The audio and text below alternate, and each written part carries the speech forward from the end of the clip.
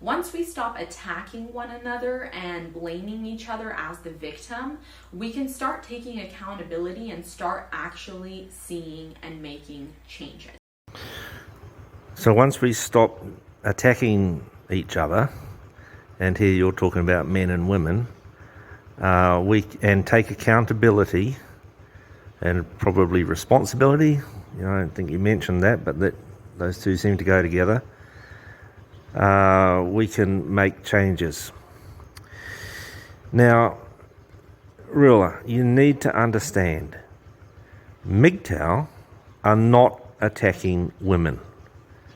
MGTOW are walking away from women so that they can live their lives in peace.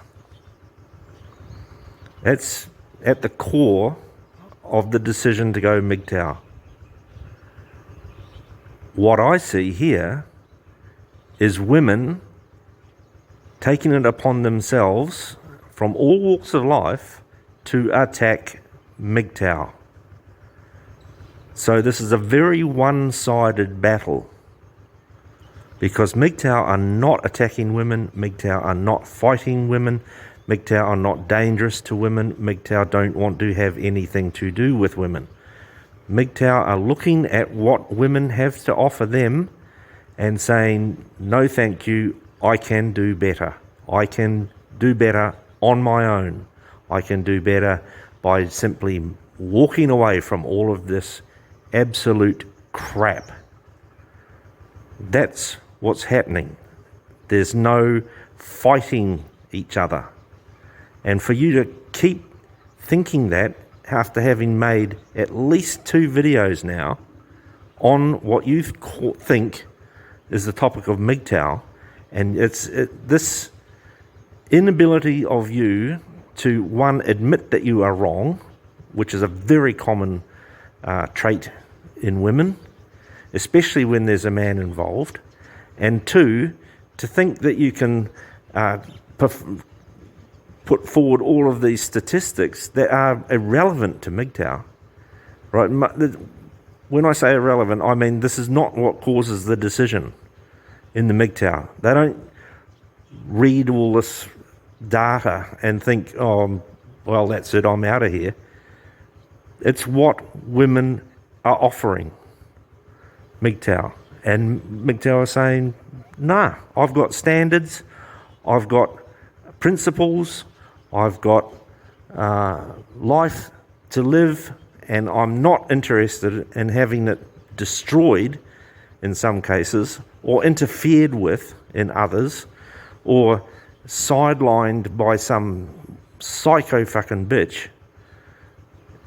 No, okay, you're barking up the wrong tree saying that we can be allies working together for change.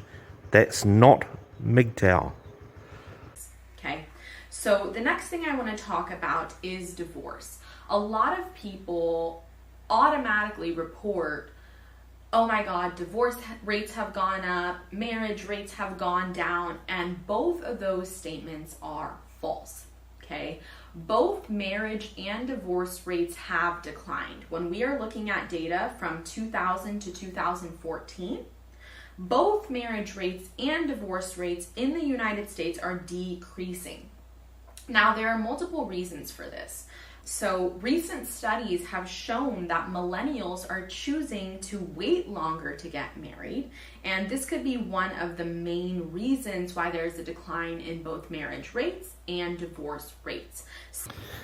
Right, so when I was responding to your previous video, I had a look at where you got this data from, where you got these graphs from, and they're off a divorce lawyer's website in the States.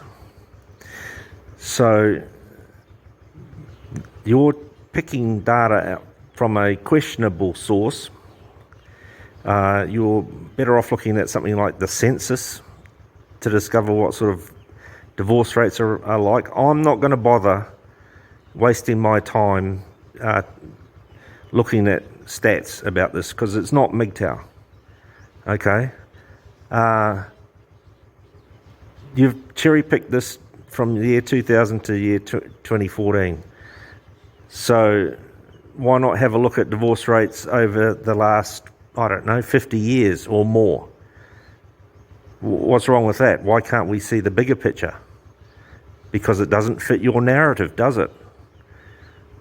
Now, I'm going to let you carry on, but this is not MGTOW. This is not what MGTOW is about. Yes, there are some MGTOW who have been dragged through the divorce courts and lost everything. And they're very bitter men, and I don't blame them at all. Why wouldn't you be? So you can talk about divorce. It's just blah, blah, blah. So in 2000, the marriage rate was about 12%. In 2014, it was down to about 6.9%. And divorce rates were about 4% in 2000. Now they're around 3.2% in 2014. If we look at the marriage rate in the US, it's pretty low. But thankfully, the divorce rate is low as well. However, I do want to mention that the crude divorce rate is really hard to calculate, right? Because people are getting divorced different times of the year. And I want to also emphasize that divorce has to do with so many different factors. It's not just this idea of women are initiating divorce and they are the ones to blame.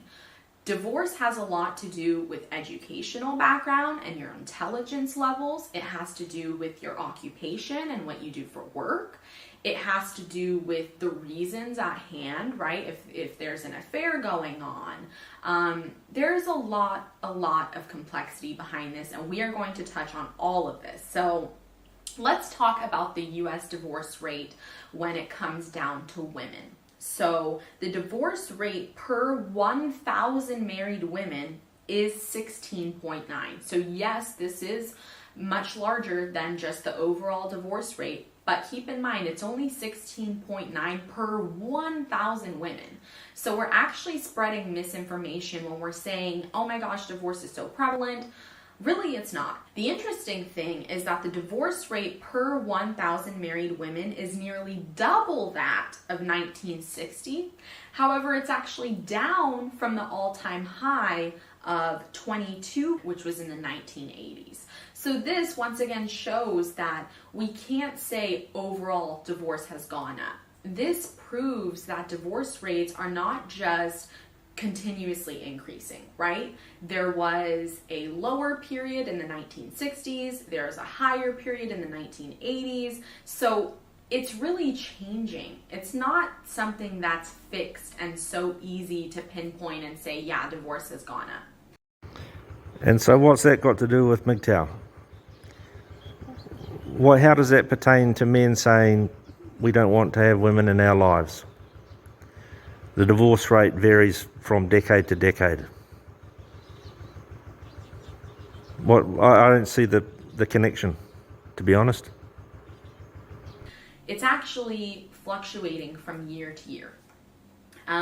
Let's talk about divorce rates when it comes to first marriages, second marriages, and so forth.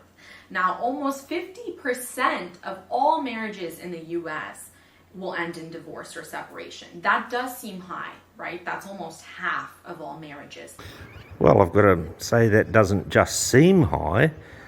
That's almost 50%. That's almost half. That's like flipping a coin. Will I or won't I? So you can try and spin this however you like. It doesn't look good for your case, does it? You know?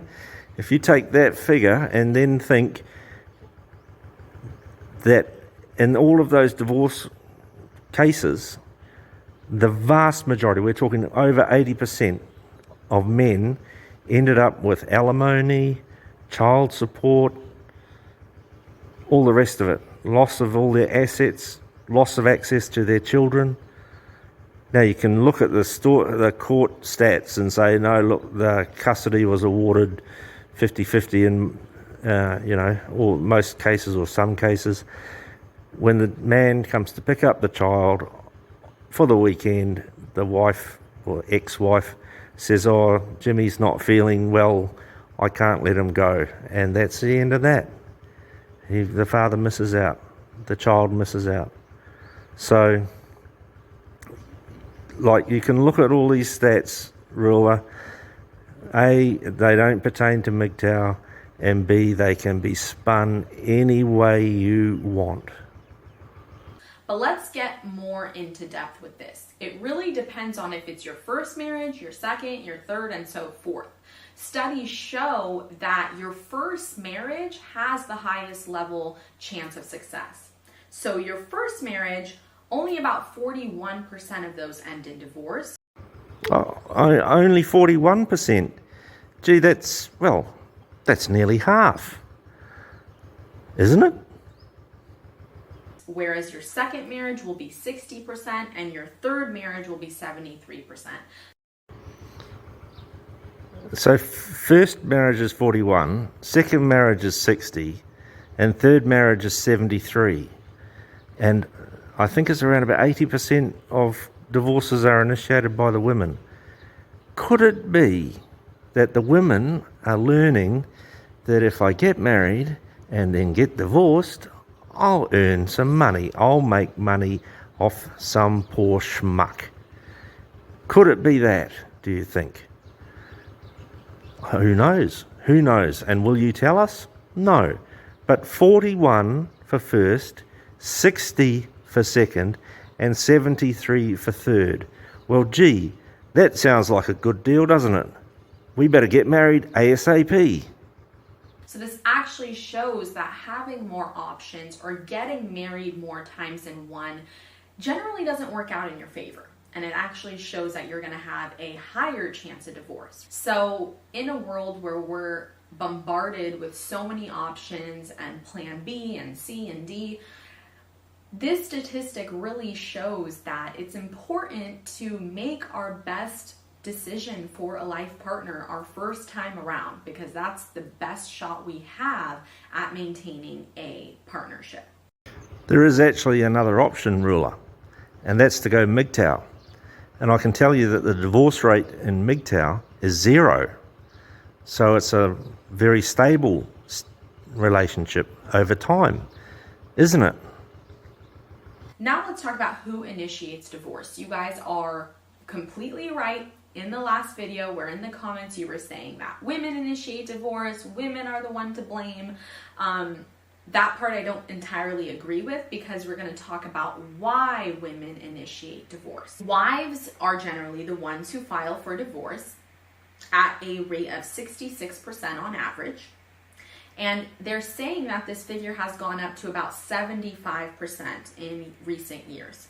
Let's talk about professions, so jobs, with the highest divorce rates and those with the lowest. I know this sounds completely insane, but what you do for work can actually have an effect on whether you stay married or not. You're going to see why. So the jobs with the highest divorce rates are dancers, bartenders, massage therapists, gaming cage workers. Please someone comment down below what that is, because I've never heard of that. And gaming service workers. So as you can see. So I'm assuming that you're talking about the men's jobs here. You haven't made that clear to me. I may have missed it, because I've got to tell you, I'm not really paying that much attention to this. But to me, that list looks like jobs that are of the lowest paid anywhere in the world, I'd imagine. Gaming cage workers, whatever the hell that is.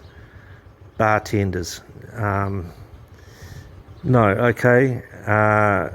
If these men's jobs that are attracting the highest divorce rates, 75% of which are initiated by women, that to me says that women are marrying for resources, and these men's resources ain't cutting it for the women once they realise they're married and this is all that he's ever going to do.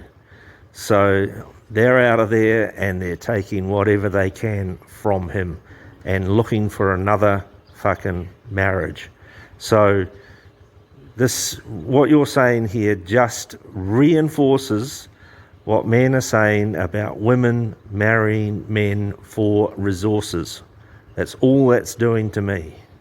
These jobs are kind of out there, and it would kind of make sense why people who are involved in this type of work may file for divorce more often. I mean, they're probably in an environment that's not so conducive to a healthy marriage. Now, on the other hand, jobs that have the lowest rates of divorce are going to be farmers, optometrists, podiatrists, clergy, and agriculture engineers. So as we can see, these are more stable jobs. These are family-friendly jobs, right? No, and clergy is the dead giveaway there. What you're looking at here is raw numbers. Now, of course, the divorce rate amongst the clergy is low. They don't get married, right?